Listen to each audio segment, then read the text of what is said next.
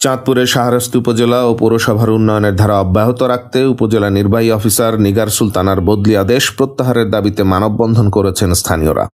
শুক্রবার উপজেলার দোয়াভাঙ্গা গেট চাঁদপুর কুমিল্লা আঞ্চলিক সড়কের পাশে আয়োজিত মানববন্ধনে অংশগ্রহণ করে প্রায় 2 শতাধিক সাধারণ মানুষ।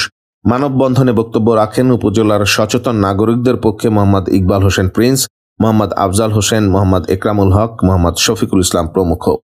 এ সময় বক্তারা বলেন, বিগত 50 বছরে যে সকল কাজ রাজনৈতিক প্রভাবের কারণে কোনো প্রশাসনিক কর্মকর্তা হাতে নিতে পারেননি তা করিয়ে দেখিয়েছেন তিনি। সরকারের সংশ্লিষ্ট কর্তৃপক্ষ পুনর্বিবেচনা করে বদলি আদেশ বাতিল করবে বলেও দাবি তোলেন তারা।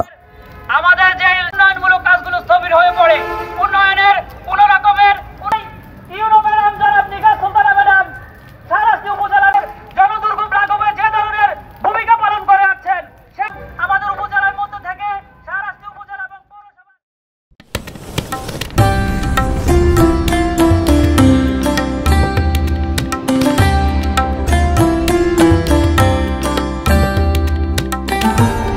এমি টিভি, স্বাধীন বাংলার স্বাধীন কণ্ঠ।